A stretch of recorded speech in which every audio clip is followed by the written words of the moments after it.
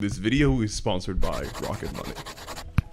Hey guys, so right off the bat, Thanos 1000% deserves his own movie, but that's never gonna happen. I felt like I needed to get that out of the way right at the beginning of the video, or else it would have just been a waste of time to discuss this otherwise. So, we already know that the entire roadmap for like the MCU Phase 4 or whatever phase that we're in, I don't keep track anymore, has been released, and a Thanos movie is nowhere in sight. But it should be, because I think it's the key to correcting the terrible course that the MCU is currently on. In my time of working as a manuscript editor and an author, I've learned one of the most important parts about understanding fiction is knowing when a tried and true formula isn't working anymore. There are foundational elements of narratives and storytelling that have been loved and sought after for centuries, yet now are kind of not cared for anymore. The Superman trope is a great example. All the way back to the days of like Greek epics, there have been stories of ultra-powerful warriors who have come to vanquish evil and stood up for good and the common man. We as people simply like the idea of demigods and superhumans walking among us and protecting us.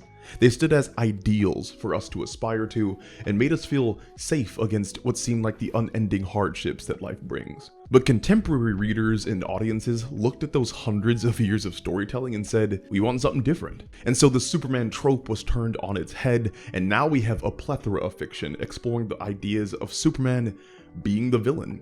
Stories of the same heroic warrior that was meant to protect us being our downfall.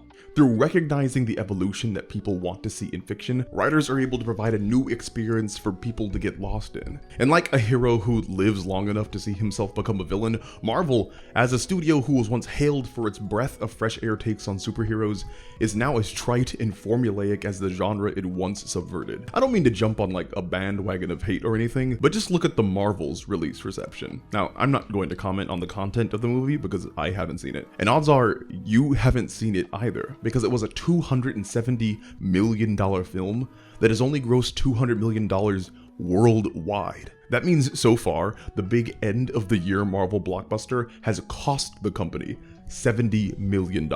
That's an insane amount of money to lose. If only Disney and Marvel were using today's sponsor, Rocket Money, then they would have managed their finances so much better. I guess that forced joke I'm making is supposed to be like Rocket Money would have somehow caused us as a society to spend $70 million more on seeing the Marvels, which I suppose it was supposed to be just like a throwaway transition so I could like slip into a sponsorship, but now I'm kind of just like taken over by the fact that by downloading Rocket Money, I would have then become instantly compelled to see Brie Larson in like a mid-superhero movie, like I was a sleeper agent who'd heard his activation phrase. But in all seriousness, because I'm actually like having to do this, in all seriousness, Rocket Money is actually really cool and I want to tell you guys about it. Rocket Money is the personal finance app that helps you cancel subscriptions, lower bills, and manage your money better. I remember a time during the height of the Better Call Saul series that I got a subscription to AMC Plus in order to watch that show. Because, you know, I have a job doing that kind of stuff. It was $9 a month for AMC Plus, and I thought, whatever, Better Call Saul was worth it. Little did I know that AMC Plus did not stream episodes of Better Call Saul, even though it was an AMC show.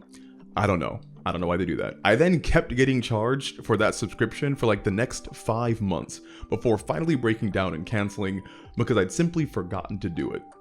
And to think, all of that could have been avoided if I just had Rocket Money at the time.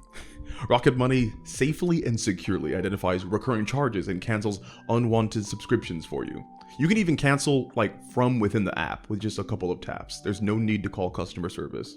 Rocket Money has helped save its customers an average of $720 a year with over $500 million in canceled subscriptions. It also works for budgeting and seeing where your money goes, along with setting up smart savings that automatically deposit savings into an account.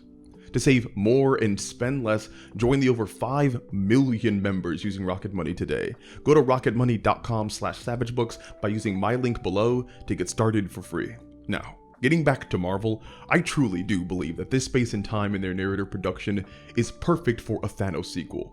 It could literally just be called The Mad Titan. Like, come on, that's pretty cool. But Savage Books, I hear you asking.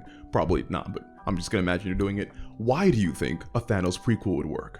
What in that silly little editor's brain that you have believes that this would actually be something that people would want? Well, I'm glad you asked, person that I made up for this straw man argument. Let me explain that to you in an incredibly quick and totally not obsessive 20-minute video. Thanos is probably the best MCU character to center a new complete narrative around. You know how I know this? Because they already did it in Infinity War. He's like the focal character of that entire movie. That movie-ended sequel, Endgame, will stand forever as two of the most well-executed superhero films of all time, mostly because of the sheer scope and scale of what they were able to accomplish, but also in large part to how compelling and terrifying Thanos was as a character. The benefit to telling a Thanos-based prequel is that everybody already knows who he is.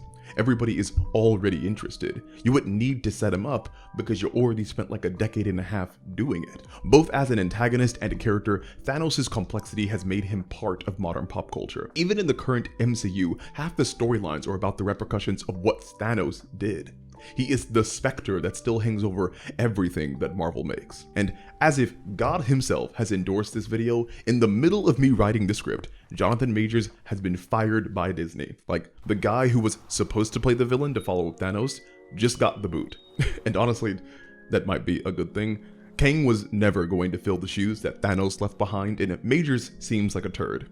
If Kang is no more, at least let us fans revel in the Thanos that was. But even aside from all that, why a prequel? Thanos is dead, after all. His story is over, his phase is ended, so why would people care? Well, it's because a good prequel isn't about the destination of its main character. It's about the journey of how they get there. Think of Better Call Saul, that show I paid AMC plus $50 to not watch online. If you saw Breaking Bad, you pretty much know that Jimmy McGill becomes the corrupt criminal Saul Goodman. But it was still super cool seeing how it happened. And within the series, the draw for the audience was all the mystery and tension and conflict of what we didn't know, like Lalo Salamanca and Kim Wexler and Nacho Varga. Prequels are made good by the journey they take to connect to their conclusion, and that same principle would hold true for Thanos. Think about it.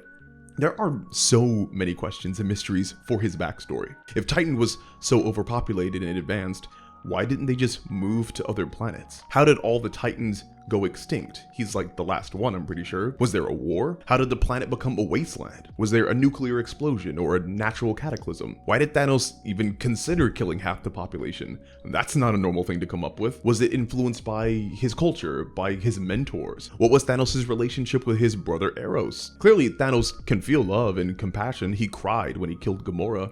Did he have those same feelings for his actual family on Titan? How and why did Thanos become a warlord? Sure, he got exiled, but there's still a big question mark on how he got his armies and followers. These are all the questions that could be answered in a prequel, mainly because all the information that we have about Titan in its past comes from Thanos, and he is not a reliable narrator. In Guardians of the Galaxy, it shows that Gamora is the last surviving member of her planet. That means whatever Thanos did there didn't work. Yet he believes that her people are living in a paradise. Is this simply a continuity error?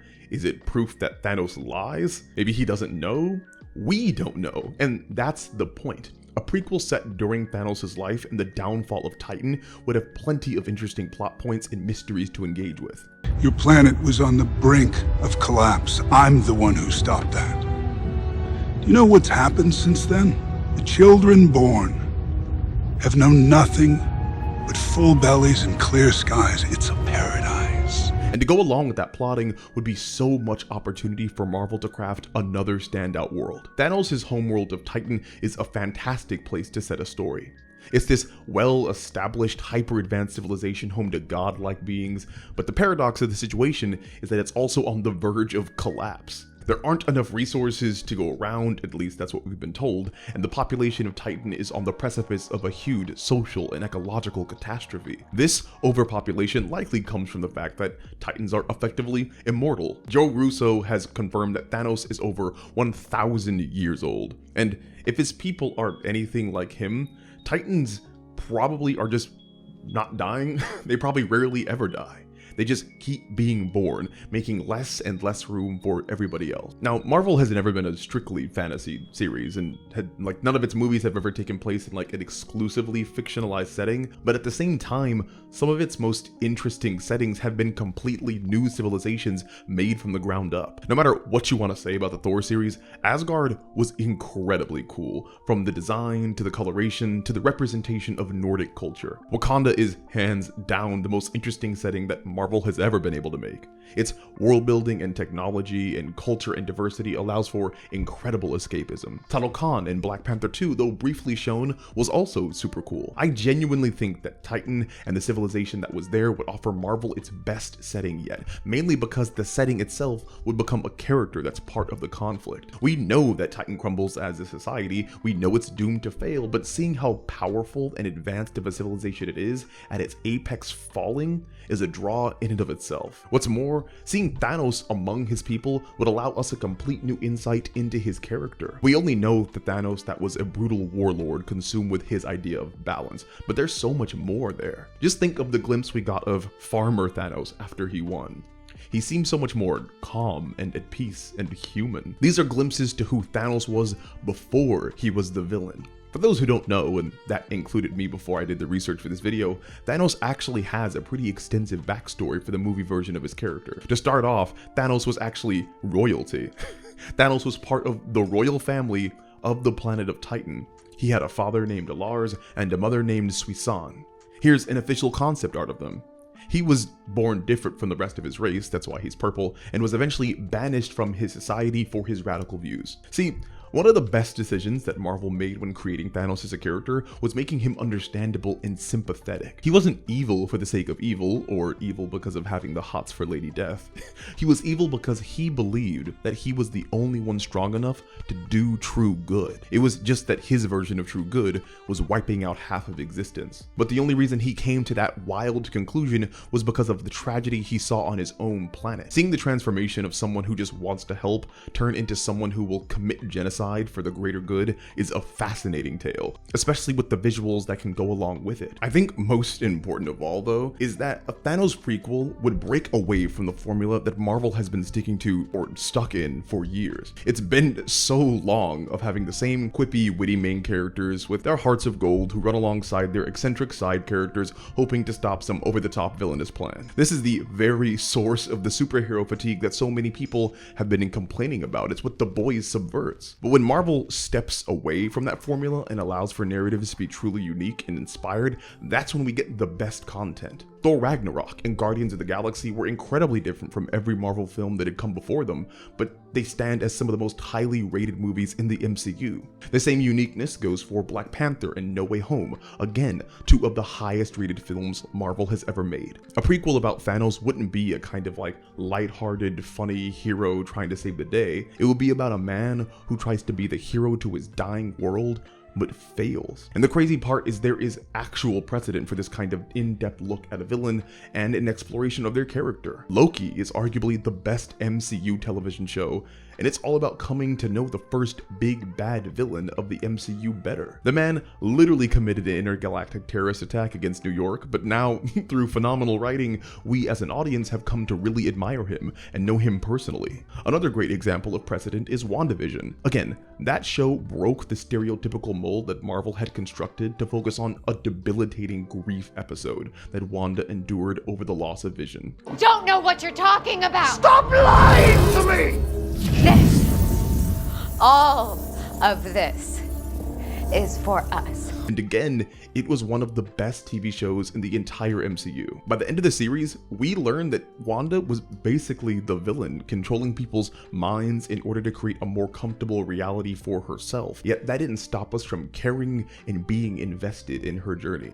A Thanos prequel wouldn't just be a story about the fall of Titan, it would be a character study of the MCU's most compelling and complex villain this side of Killmonger. The prequel wouldn't be a rehabilitation of Thanos to make us try to agree with him, but more of an exploration of how such a person with such a mindset could even come about. This wouldn't be pulling a Maleficent or a Cruella where the villain is reframed and rewritten. This would be a Joker situation where the villain is unpacked so their folly and misguided nature is clear and understandable. Think of what First Class did for Magneto, or what the prequels were able to do for Darth Vader. Sand. Oh, okay. That was probably not the best example, but you get my point. All in all though, this entire rant of a video was simply meant to stress how much the MCU needs a reset. They need to calm down and slow down. They are shoving out content so fast that it not only looks noticeably worse, as many videos have pointed out, it feels worse. It's to the point where they can't even be bothered to be consistent. Did you guys know that the writers of Multiverse of Madness with like Wanda didn't watch WandaVision, they couldn't because Marvel hadn't finished WandaVision yet when they started making Multiverse of Madness. This is why Wanda is so different from the end of WandaVision to the beginning of Multiverse. Marvel was in such a rush that the character was just written by two separate groups of people writing two separate fictions, even though they were supposed to come one after the other. A character study based Thanos prequel, in my mind, will get us back to the basics that they've been missing. It'll root us in character-driven narratives for a character that we already care about. It'll give us insights into the event that shook the MCU to its core, the snap, and the mindset behind it. And it will be a much welcome break from the constant blue-beamed heroism that we've become accustomed to. Anyway, thanks for watching all the way until the end. Check out today's sponsor, Rocket Money, if you want to see some cash. Check out my website for editing services and my books, and think about donating to Patreon if you want to support. As always, it was a pleasure, and I'll talk to you all again soon.